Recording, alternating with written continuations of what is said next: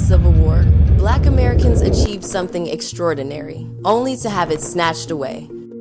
In the 1860, formerly enslaved people saved what would amount to about $1.3 billion today, determined to build a new future of economic security. But that hard-earned wealth did not stay in Black hands. It vanished almost overnight, taken by a system rigged against them. This is the story of the Freedmen's Bank, a tale of hope, betrayal, and a historic theft that echoes through generations. Let's begin. In early 1865, the United States government appeared to offer Black Americans a lifeline. The Civil War was ending and nearly 4 million enslaved men, women, and children were finally free. Facing an uncertain future with little more than their dreams, many Black families desperately needed housing, education, jobs, and a safe place to keep whatever money they could earn. Seeing this need, Congress chartered the Freedman Savings and Trust Company in March 1865. Commonly called the Freedmen's Bank, it was presented as a secure bank for the newly freed, a place for Black soldiers and laborers to deposit their pay and savings without fear of swindlers. For the Black community, the bank was a beacon of hope.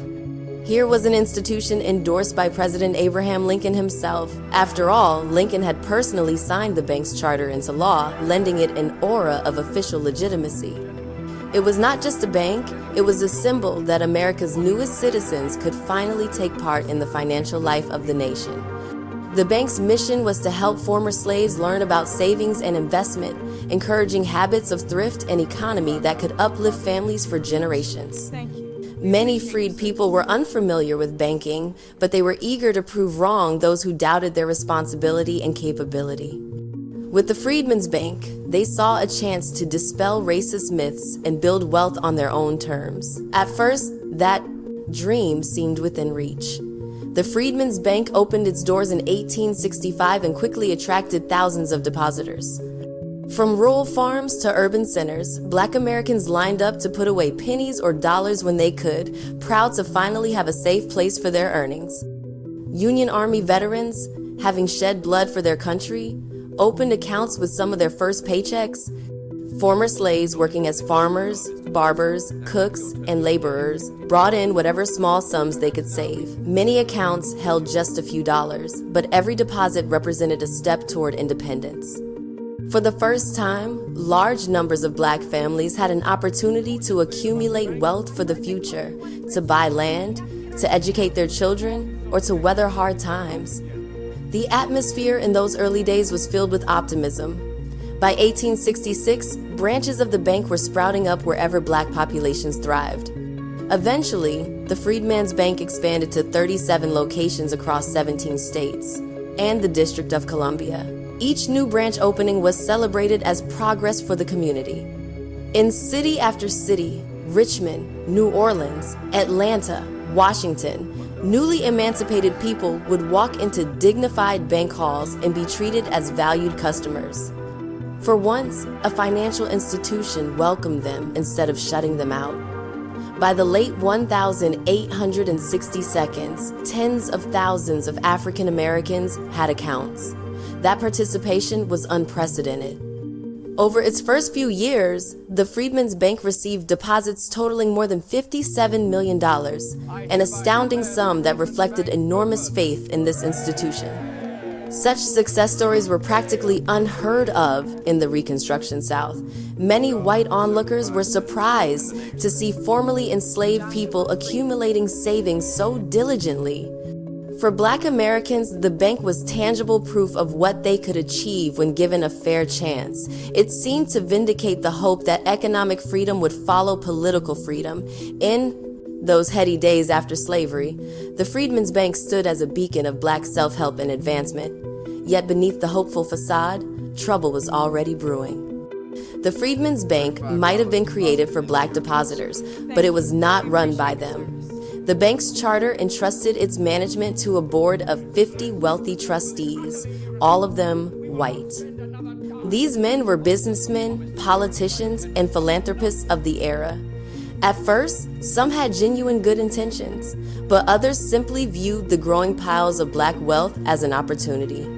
The very people in charge of protecting Freedman's bank depositors would soon begin putting that money at risk. The stage was being set for an enormous betrayal, even as ordinary families continued to pour their faith and funds into the bank. Through the late 1860 seconds, the Freedman's Bank kept growing, and so did Black Americans' confidence in it. By 1868, the bank's Washington, D.C. headquarters had become an icon in its own right. A grand brownstone building was constructed on a prominent corner of Lafayette Square, not far from the White House.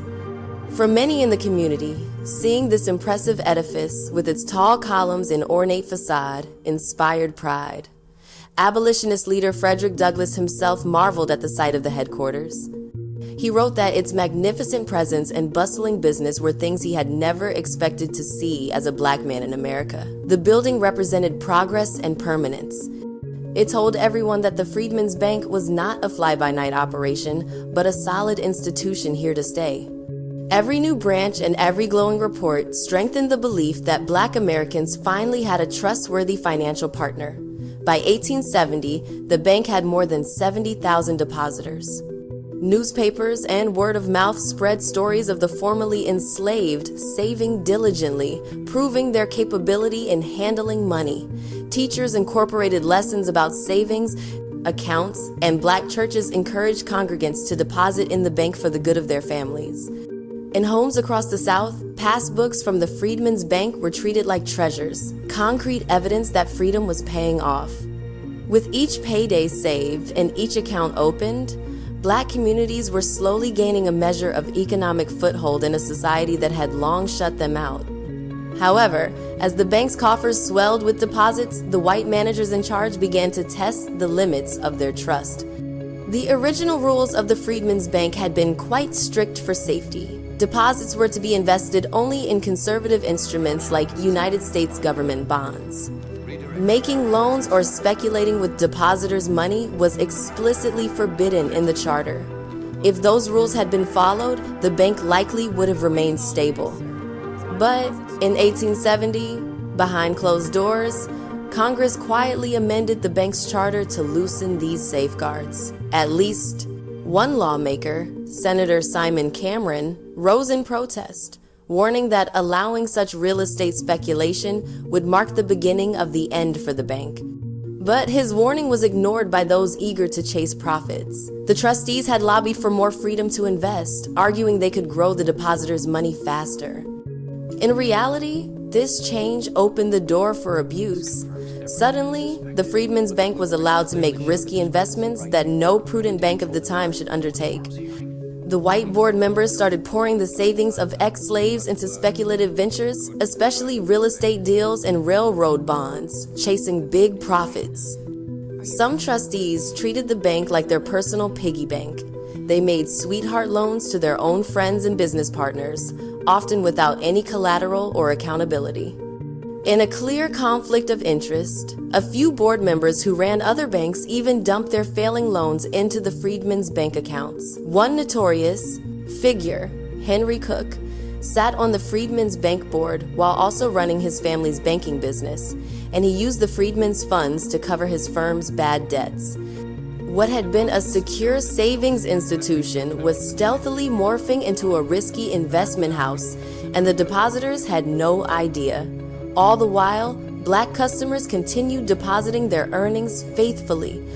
They trusted that the United States government's involvement meant their money was safe. After all, Congress was supposed to supervise the bank's operations, but in practice, oversight was almost non-existent. The bank was not under the authority of federal bank regulators, since the newly created Office of the Comptroller of the Currency had no power to oversee it. This lack of accountability proved disastrous.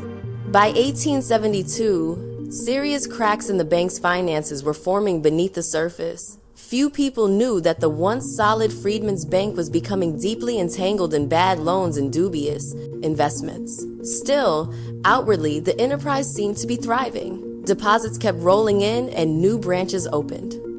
The bank managers offered reassuring statements and even issued small dividends to depositors to maintain trust. For the everyday account holder, the formerly enslaved farmer saving up to buy land, or the washerwoman putting away coins for her children's future, there was no sign of trouble. They saw only the brick-and-mortar confidence of their local Freedman's bank branch and the official endorsements behind it. Unfortunately, the fuse of financial disaster was quietly burning down.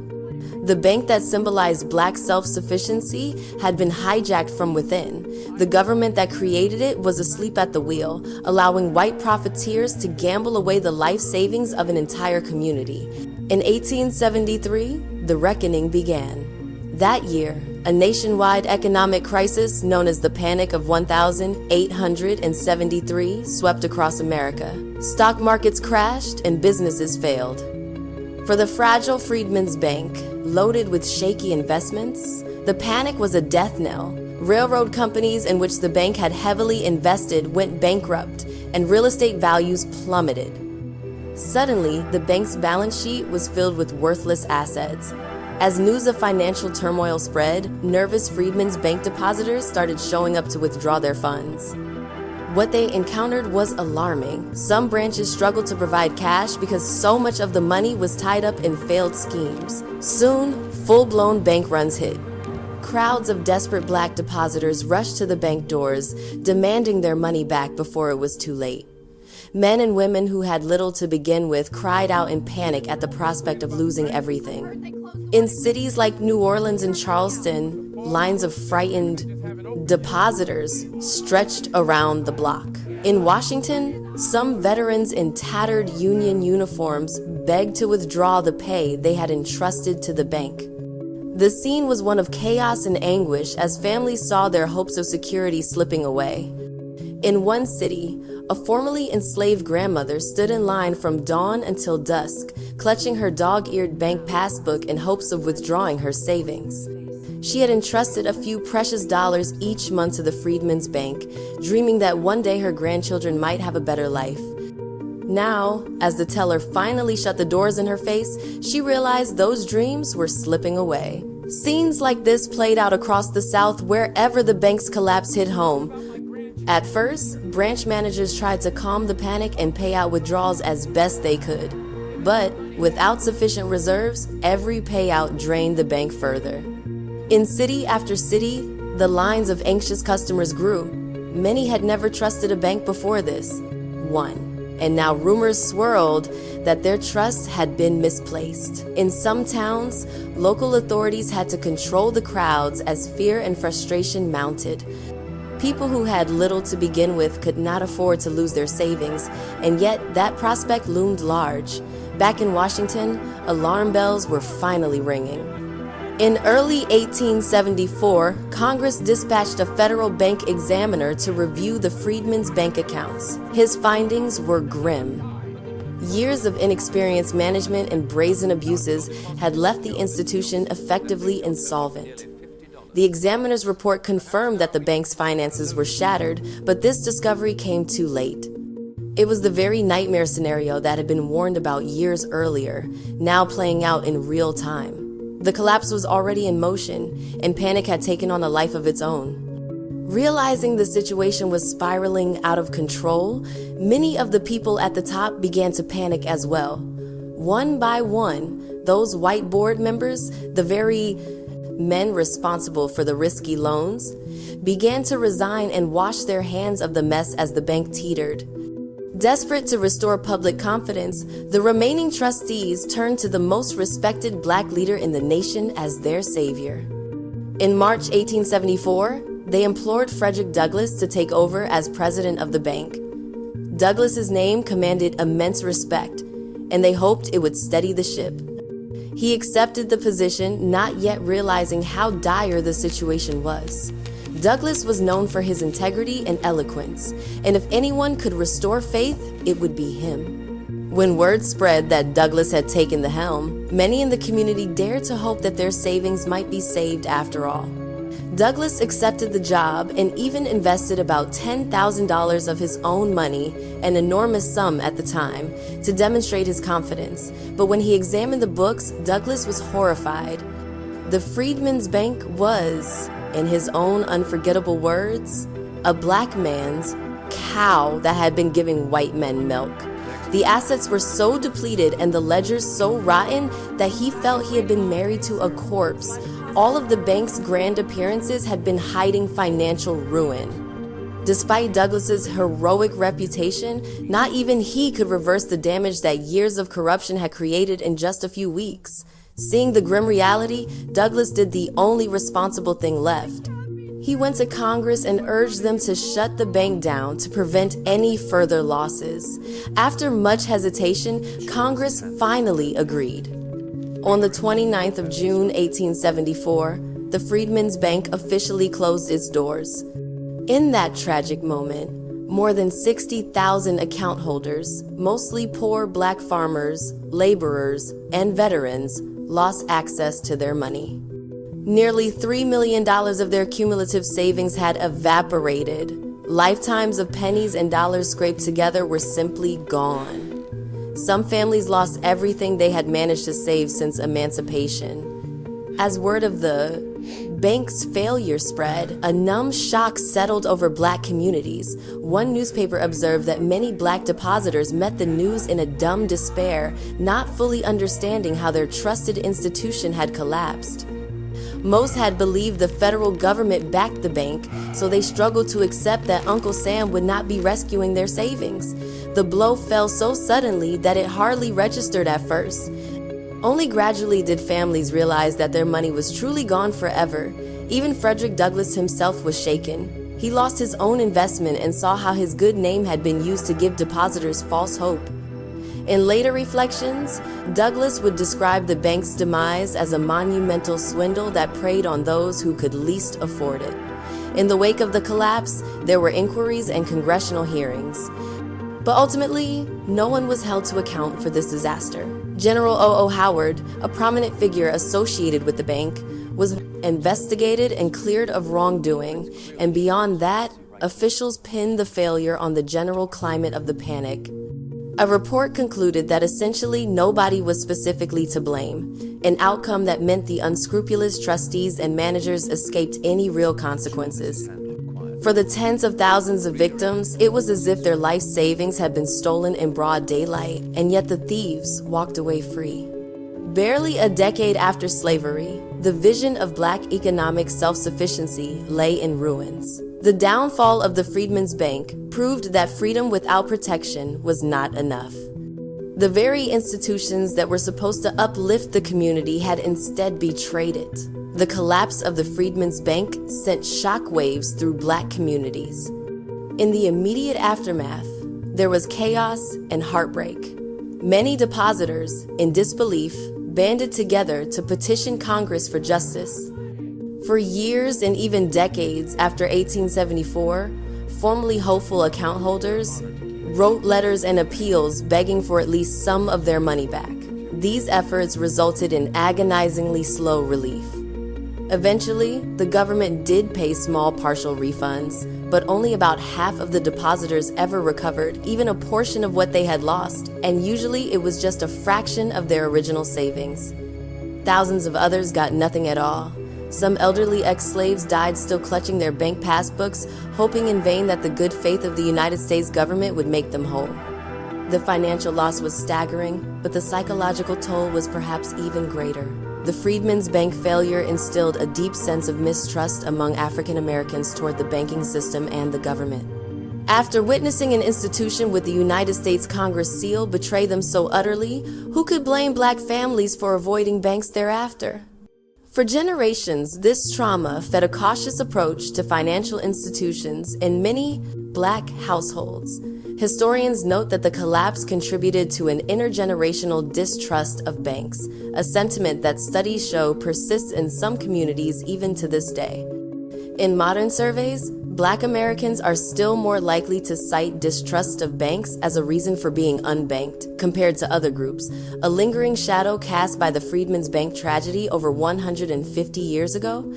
Beyond personal mistrust, the broader dream of economic progress for the post-Civil War Black generation suffered a crushing blow. The wealth that could have been, the land not bought, the businesses not started, the opportunities lost, helped cement the racial wealth gap that continues to afflict America. Today's staggering disparities in wealth between black and white Americans have many causes, but the robbery of the Freedman's Bank stands out as an early and glaring example of how the system undermined black prosperity.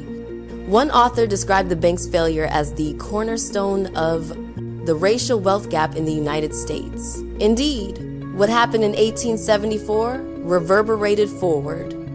It stripped what little capital tens of thousands of black families had accumulated, leaving them with virtually nothing to pass on to their children at a critical time. For a long time, the story of the Freedman's Bank was swept under the rug of history. The United States government had little incentive to publicize a scandal that revealed such gross negligence and exploitation at the dawn of Reconstruction. As a result, generations grew up unaware that this massive theft ever took place. Textbooks rarely mentioned it.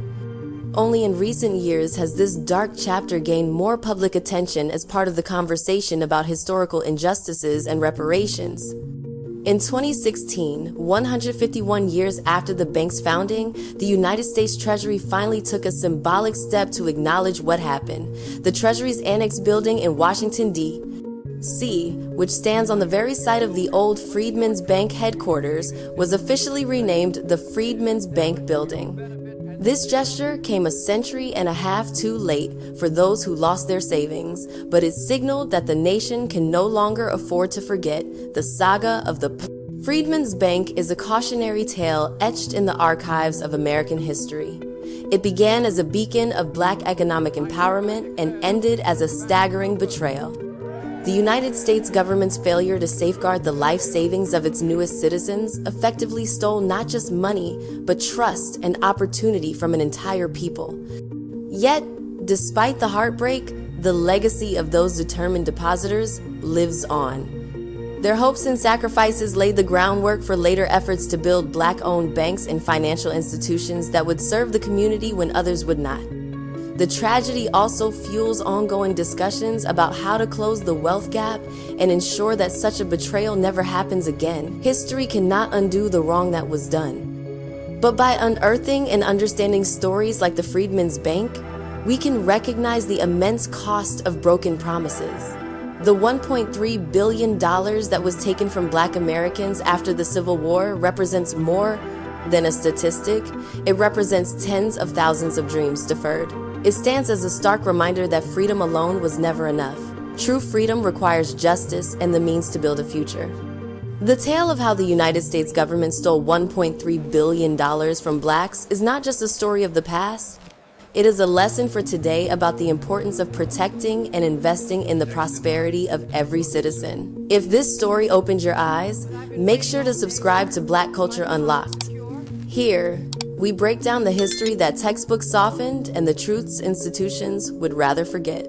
Hit the like button so more people can understand how deeply this injustice shaped the world we live in. And if you want these stories to reach the next generation, share this video with someone who deserves the truth. You are watching Black Culture Unlocked, where we bring hidden history to the light and keep our legacy alive.